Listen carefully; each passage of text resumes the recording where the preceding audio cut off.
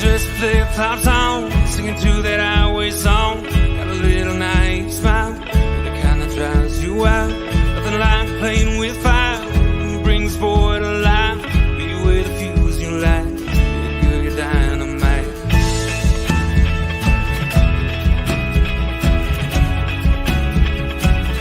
You made my day when you walked into town beside me, whispered with your eyes, let's go.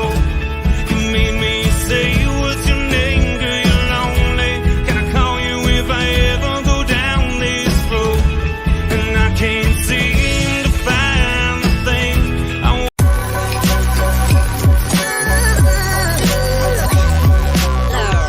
The following is a presentation of the Belly Up Sports Media Network.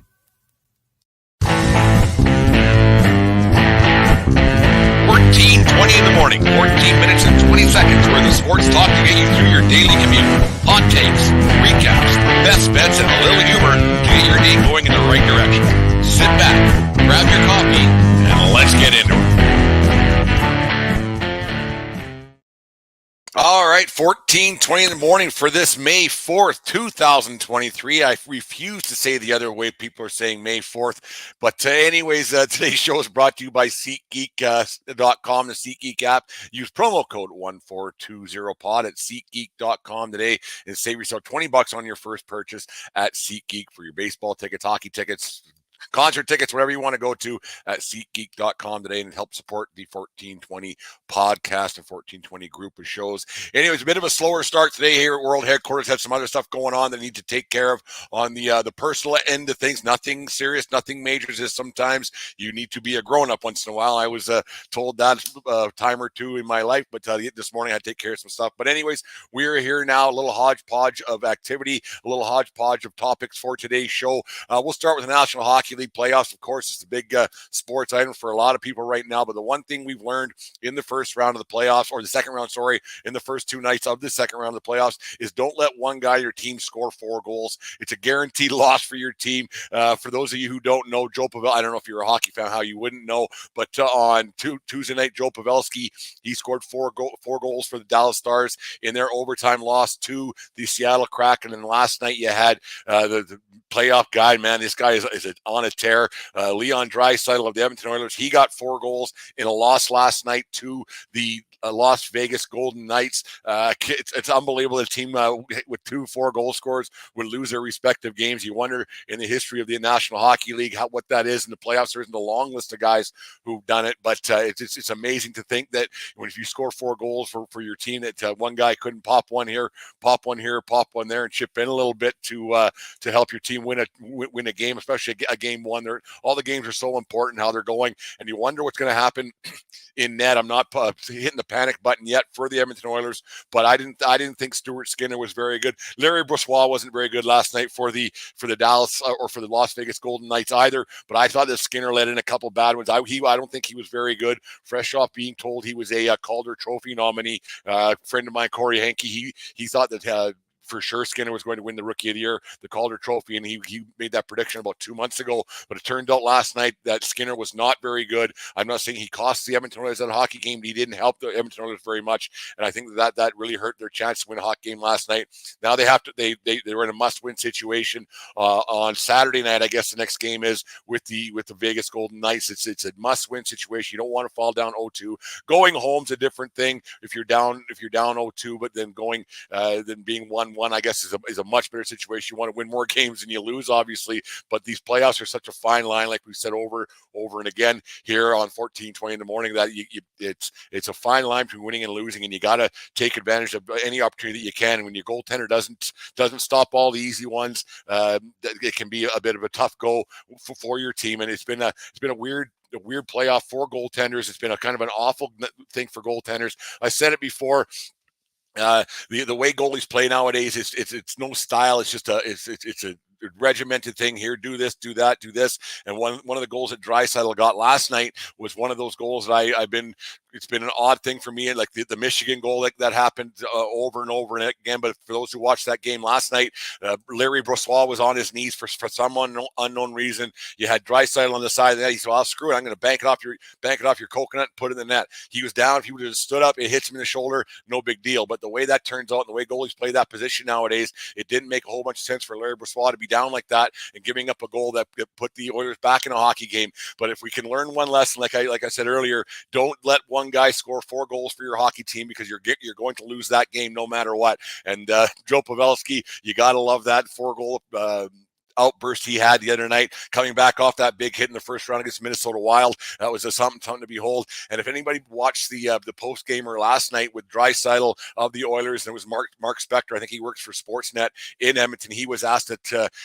Spector asked Draisaitl, he says, can you take some solace and have some joy in scoring 4 goals? And the eye roll that Draisaitl had, like, are you kidding me, man? Like, we just lost a playoff game. I don't care about personal stats right now. We want to win a hockey game. That's what you want from a guy. You don't want him jumping up and down and saying, yeah, I had a great game. I was great tonight. The rest of the team sucked. You don't want a guy saying like that. The way Draisaitl reacted to Spector's question, which was absolutely ridiculous kind of a question to ask of a guy like Draisaitl, but it was fun to see Draisaitl's reaction, and it was the proper reaction to get out of Draisaitl towards that question. You know that guy is on brand. He wants to go and win a championship for the Edmonton Oilers. We haven't done so since 1990, whatever it's been.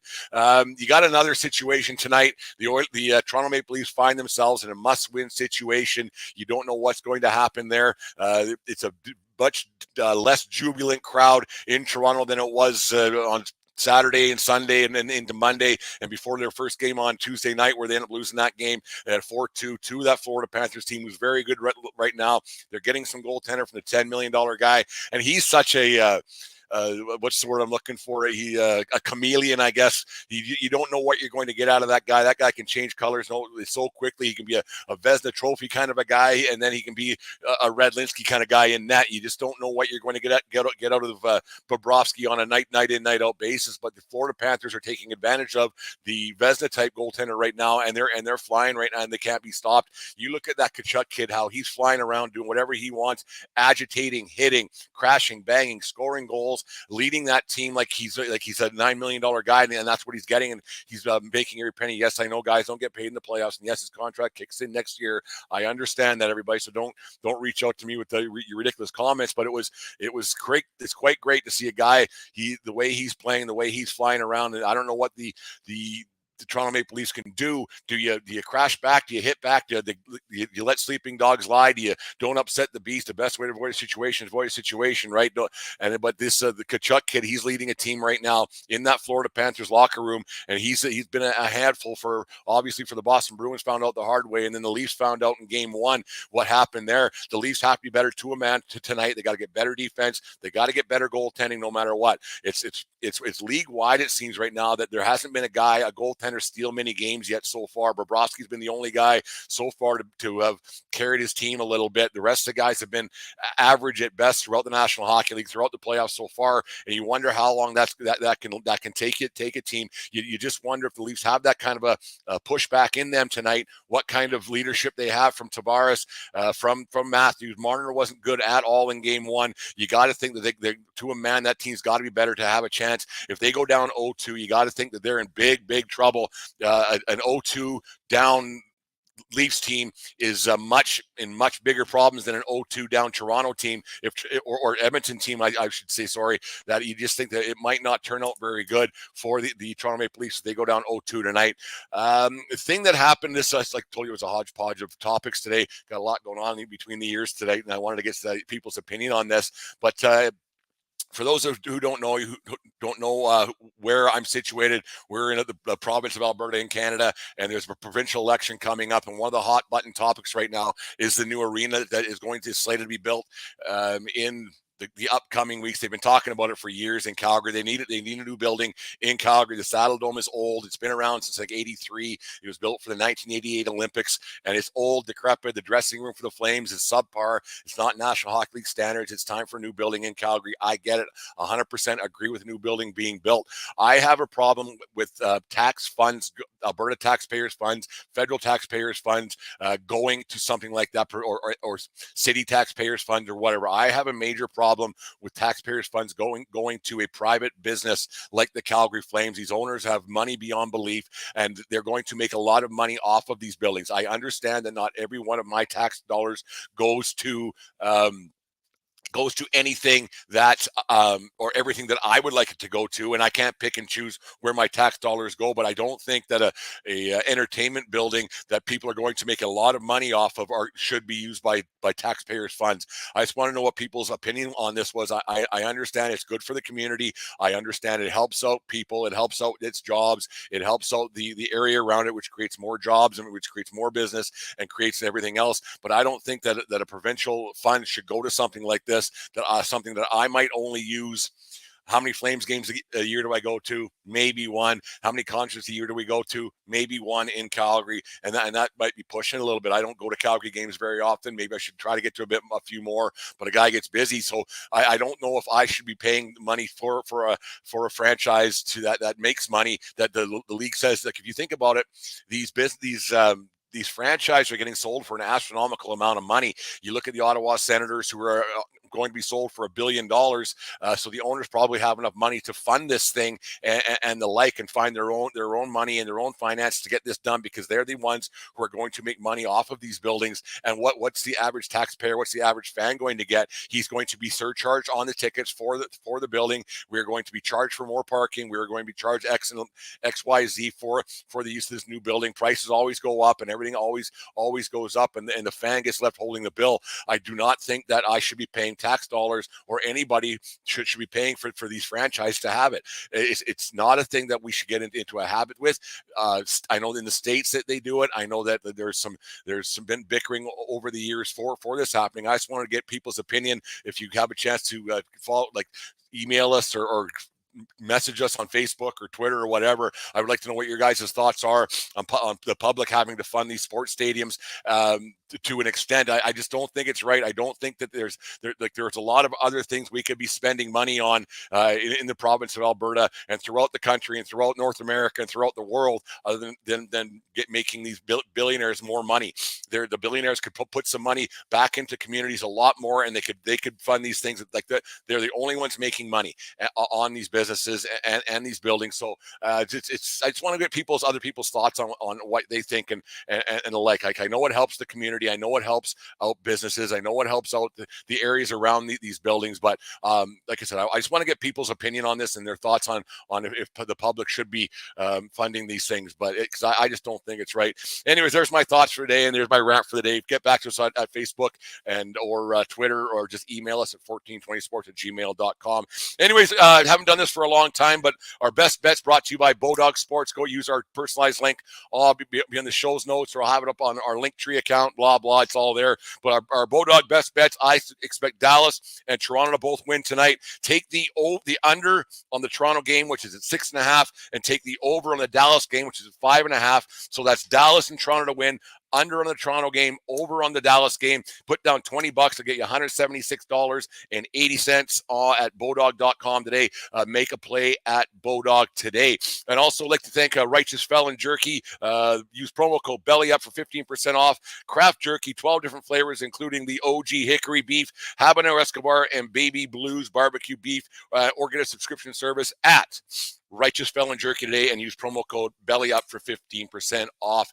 Anyways, on this day in 1989, Junior Felix of the Toronto Blue Jays becomes the 53rd Major League Baseball player to hit a home run in his first career at-bat in the Blue Jays' 3-2 loss to the California Angels in front of 21,188 people at Exhibition Stadium in Toronto. Felix's home run was a solo shot to right center field off of Kirk McCaskill in the third inning.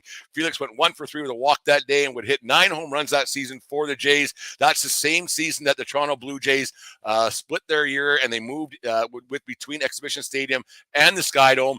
That everybody knows the old Sky Dome and everything else, and the excitement that building created the first few years that they went there, and they ended up winning the World Championship in 1992. And happy 50th birthday to super pest Matthew Barnaby, born on this day in 1973 in Ottawa, Ontario. Barnaby was drafted in the 4th round of the Buffalo Sabres of the 1992 National Hockey League draft. Barnaby spent 14 seasons in the National Hockey League, widely considered one of the top super pests in NHL history, scoring 113 goals, chipping in 187 assists for 300 career points, and a whopping 2,562 penalty minutes with stops in Buffalo, Pittsburgh, the Rangers, Tampa Bay Lightning, Colorado, Chicago, and Dallas. Barnaby, he was a tough one. He didn't mind stirring the pot, getting things going a little bit. He's not one of my favorite players of all time. He's one of those guys you don't want to play against him, but if he's on your team, you quite like them. So happy birthday to Matthew Barnaby. Big day yesterday at 1420 World Headquarters. We had a great day for download, so thank you very much. We set some goals, so make sure you guys are downloading and listening to the podcast version as well, and make sure you're subscribe to our YouTube channel. It's very, very much appreciated. We want to get to 1,000 subscribers. It's a long road, but it's a long sort of tail. One day I'll sit down and have a beer with everybody who subscribes, and I'll tell you as to why you want to get to 1,000 subscribers. Had a great interview. I listened to it yesterday. I always like listening to my own voice. That's why I talk so much and have a podcast. But great chat yesterday with Captain Lou of the Captain Lou Extravaganza. We had a great chat about hockey yesterday morning after I got done 14:20 in the morning. So make sure you check that out on YouTube. And his podcast is up on Megaphone as well. I'll put that show up later on the Facebook account. I think it's already up there, but that was up there. And last call, we have a guest book for last call. We didn't do one last week because I was out and about. So but we have a guest reserved for Sunday night, last call, the 1420 Sports Bar, friend of the show and one of my favorites, Jim Plotner of the Fan of the Van podcast. We're going to sit down and talk about the state of the New York Yankees. I know everybody likes Yankee talk out there, but it's negative Yankee talk because that team isn't very good right now. We'll be doing some Yankee bashing more than boosting up the Bronx Bombers. Anyways, thank you very much, everybody, listening to the show today. Make sure you subscribe to our YouTube channel, listen to podcasts wherever you get your podcasts, and remember, it doesn't matter where you are, everybody. It's who you're with. Have a good day, folks. We'll talk to you tomorrow. You just listened to the 1420 Sports Bar podcast. For Beer with the Sports, talking a whole lot more. We are part of the Belly Up Media Network. Let's get into it.